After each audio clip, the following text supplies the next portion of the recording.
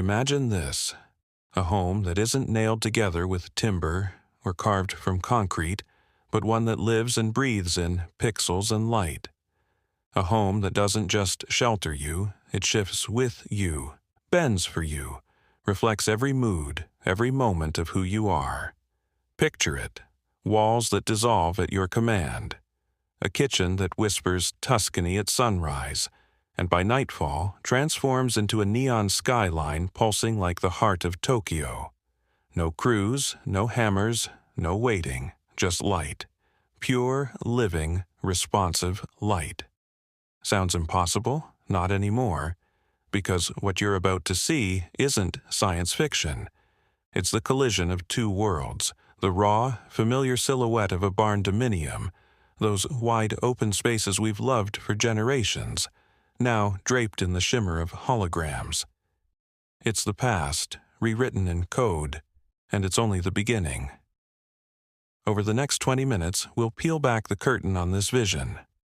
We'll explore how nostalgia and technology intertwine, how homes are no longer built, but programmed, and why, in a future where light becomes lumber, the question isn't whether you'll live in a holographic barndominium, but how soon you'll want to. Stay with me, because what's coming will challenge everything you think a home should be. And by the end, you might wonder if walls were ever real at all. For centuries, barns stood as monuments of simplicity, heavy timber frames, wide, breathing spaces. They were more than buildings, they were symbols of hard work, of permanence, of roots sunk deep in the soil. Step inside one of those old barns and you can still feel it.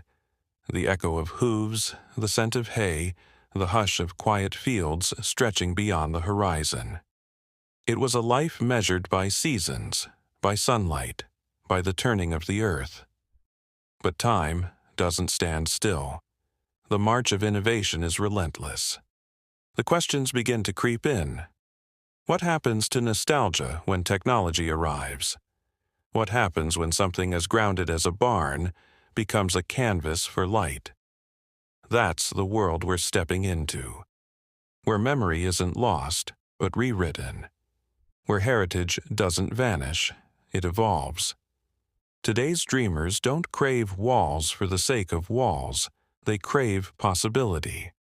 Homes that shift as they do, that adapt to every change of heart, every change of season, without ever lifting a hammer. We've always longed for space, for warmth, for beauty that makes us feel alive. But the next generation, they want more. They want homes that aren't frozen in time, but pulsing with life.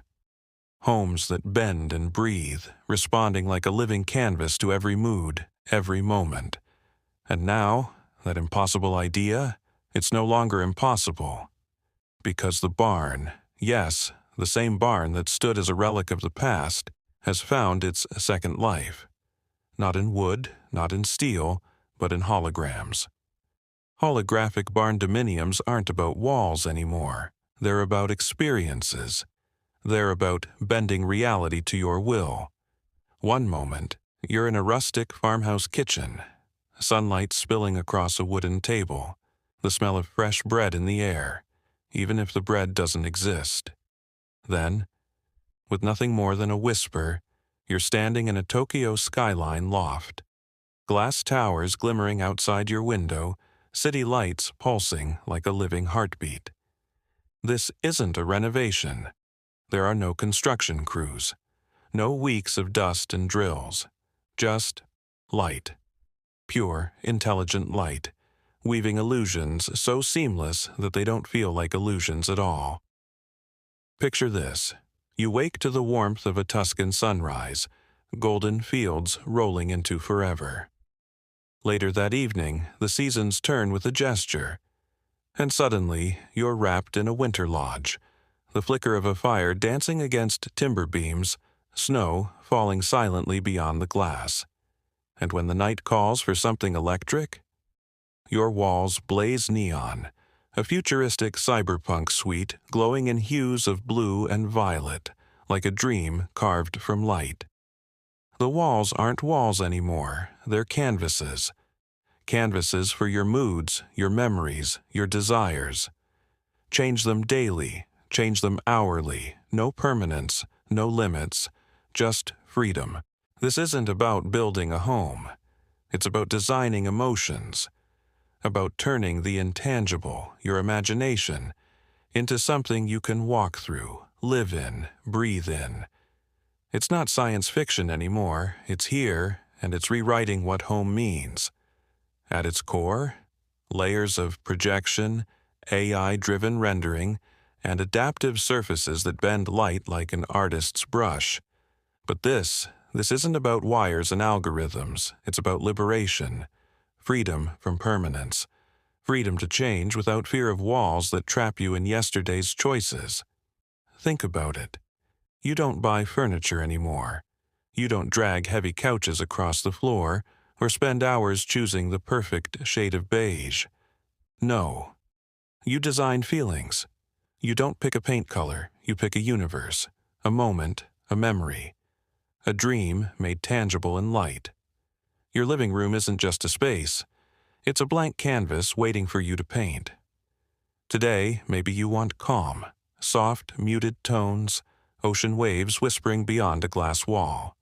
Tomorrow, you're craving drama, soaring cathedral ceilings, chandeliers dripping in crystal, a ballroom born from your imagination. No construction crews, no dust, just a thought, and the world bends to it.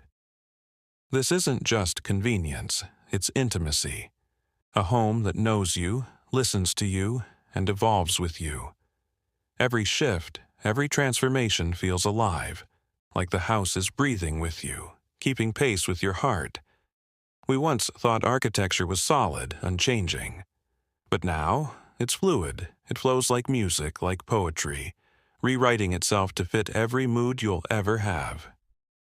This is no longer architecture, it's storytelling for the spaces we live in, and the author is you. Take Emma. She grew up on a farm, dirt under her nails, sunsets in her veins. Her childhood was measured in golden horizons and the sound of cicadas at dusk. Life was simple, honest, real. And then, it changed. The farm is gone now, the land sold.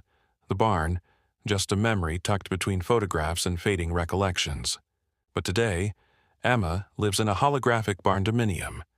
And every evening, when the world feels too fast, too loud, she whispers a single command, and the walls remember. The fields return. Wheat sways in a breeze that doesn't exist, except in her heart. The scent of hay drifts through the air, and the sun dips low, spilling amber light across the floor. For a moment, time bends, and she's home again. That's the truth no one talks about. Holographic design isn't about erasing the past. It's about carrying it with you, everywhere. It's about giving your memories a body, your nostalgia a pulse. Because home isn't always about where you are. Sometimes it's about who you were and who you still want to be. Emma could wake up tomorrow in a mountain lodge, or a sleek urban loft suspended over a city skyline. But when the ache for yesterday returns, her barn is waiting, shimmering back into existence like a promise kept. And that's the real magic. Not technology, not projection, but the way it lets us hold on to the pieces of ourselves we thought were gone. In a world where change is constant, holographic homes give us something extraordinary, the power to change without losing what we love. But what happens when reality becomes optional? When walls no longer define us but illusions do? Today, your neighbor lives in a glass palace suspended in sunlight. Tomorrow, that same neighbor strolls through a Gothic cathedral glowing with stained glass and shadowed arches.